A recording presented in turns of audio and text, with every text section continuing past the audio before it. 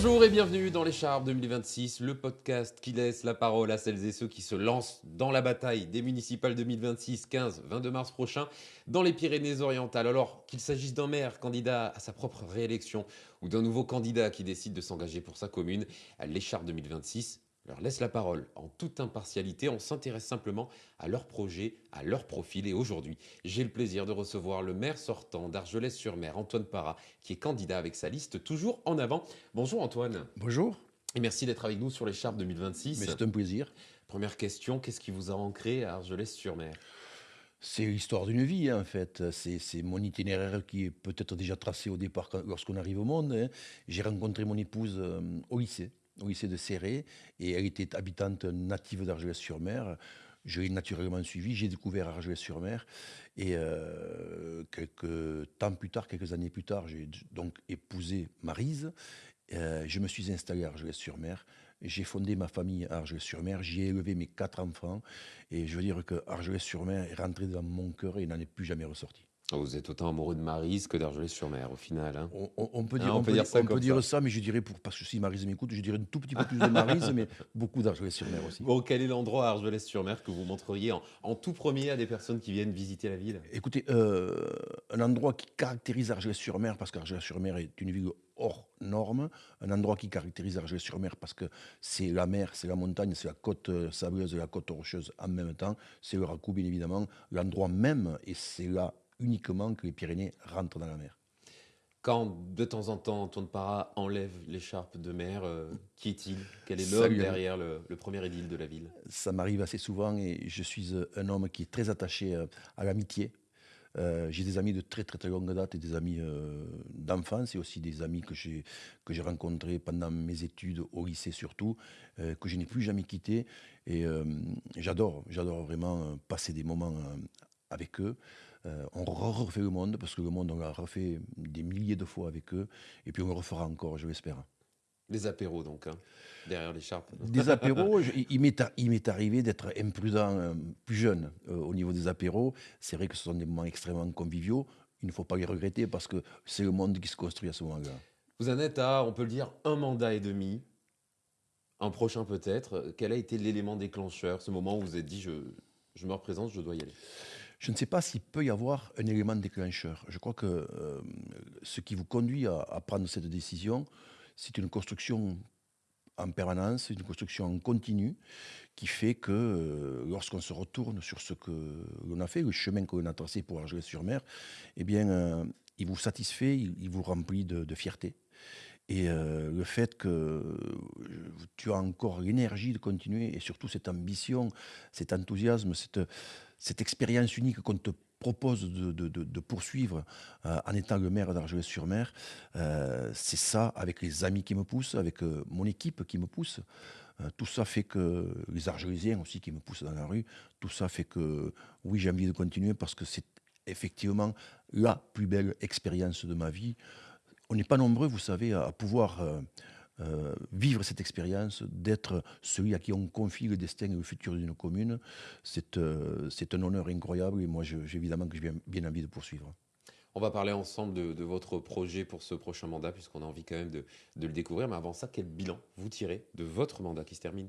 J'aimerais que ce bilan que je tire, les Argelésiens le tirent aussi, et je crois que c'est le cas parce que je suis un Argelésien ancré dans l'Argelès et je vais beaucoup dans les rues d'Argelès-sur-Mer, je vais beaucoup dans les commerces, je rencontre les associations et c'est vrai qu'on reconnaît, c'est assez largement et assez généralement que le mandat que nous venons de vivre était un mandat hors norme de par son contexte politique, sanitaire,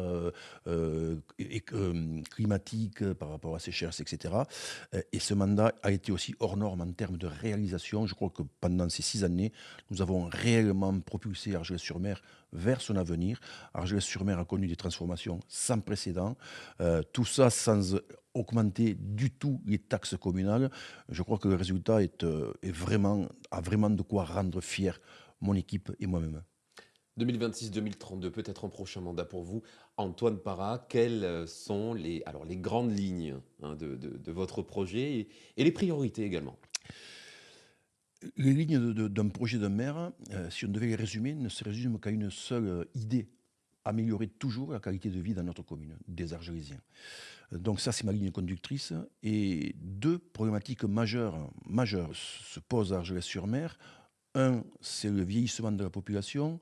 Deux, c'est vraiment le logement. Et le logement euh, me perturbe vraiment dans ma pensée, dans l'idée que j'ai de vivre ensemble, parce qu'il y a aujourd'hui 1300 demandes de logement insatisfaites à Argelès-sur-Mer, et un maire qui s'occupe et se préoccupe de la qualité de vie de sa population ne peut pas accepter cette situation les bras ballants.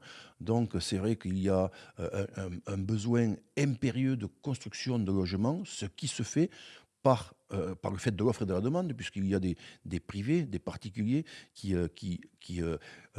proposent des constructions de logements pour justement répondre à cette demande. Il y a un marché qui s'est créé et la population traditionnelle ne comprend pas tout à fait la situation et ne mesure pas combien cette situation de construction de nouveaux logements est absolument nécessaire et qu'on ne peut pas s'y opposer. Tout simplement, on ne peut pas s'y opposer, même si le maire voulait s'opposer à la construction de ces immeubles collectifs, il ne le peut pas. La loi l'oblige à intégrer dans son PLU cette densification obligatoire des zones déjà urbanisées. C'est une petite friction, frottement qu'il y a entre une partie de la population qui ne comprend pas cette situation, qui en quelque sorte ne comprend pas le sens de l'histoire. Nous sommes dans le sens de l'histoire. Il faut loger les familles qui sont sans réponse, sans solution à leurs besoins de logement. Il manque 4 millions de logements en France. Argelès-sur-Mer ne peut pas s'exonérer de l'effort que chacun doit faire. Donc la loi l'oblige à accepter ce genre de logement. C'est un point majeur sur lequel il faut être très pédagogue. Je crois qu'on y arrive parce que petit à petit, les gens se rendent compte que ces constructions qui sont faites pour répondre à une demande, en fait, elles satisfont, elles rendent l'espoir à ces familles qui étaient en déshérence et en fait, elles rendent la possibilité à des familles de vivre heureuses à Argelès-sur-Mer. Donc tout ça est en train de s'arranger un petit peu, mais c'est vrai que c'est un problème un petit peu compliqué à expliquer. Est-ce que ça sera le changement le plus visible à la fin de votre mandat, ces constructions, ou il y a peut-être autre chose que vous voudriez ajouter? Non, je crois que le changement le plus visible, ce sera vraiment la qualité de vie à Argelès-sur-Mer. Argelès-sur-Mer est devenue une ville extrêmement attractive. Pourquoi? Parce que c'est déjà un environnement naturel exceptionnel, mais c'est aussi une ville qui a acquis une dynamique, une très importante dynamique. Argelès-sur-Mer est devenue en quelques années la capitale du sud du département. Elle est devenue la capitale de notre territoire intercommunal. On trouve tout à Argelès-sur-Mer aujourd'hui. Toutes les offres de services et de commerce et d'artisanat sont présentes à Argelès-sur-Mer. Mis à part l'hôpital, on n'a rien à envier à aucune des communes du département. Ce qui fait que lorsque l'on habite dans le territoire, que ce soit dans les Alberts, que ce soit dans la côte Vermeille, que ce soit même dans la plaine d'Ille-Libéris, lorsqu'on a un besoin qui s'exprime à aller chercher, on se tourne naturellement vers Argelès-sur-Mer. Argelès-sur-Mer offre un paysage et un environnement propre, sécure, rassurant et dynamique. Je crois que c'est ça qui restera d'Argelès-sur-Mer à la fin de mon mandat. Donc il n'y a pas un changement le plus visible, c'est C'est un ensemble de C'est choses. Argelès qui a changé, qui s'est C'est Argelès qui transformé change. vers son futur. Antoine Para, 20 secondes, les 20 secondes de la fin, je vous les laisse face à votre caméra pour vous adresser à vos futurs électeurs.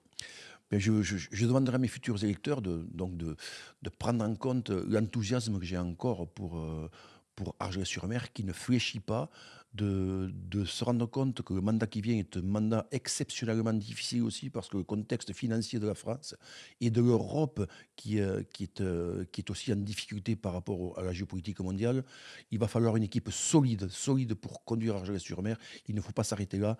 Je suis celui qui peut conduire cette Argelès-sur-Mer vers son avenir futur. Merci Antoine Para.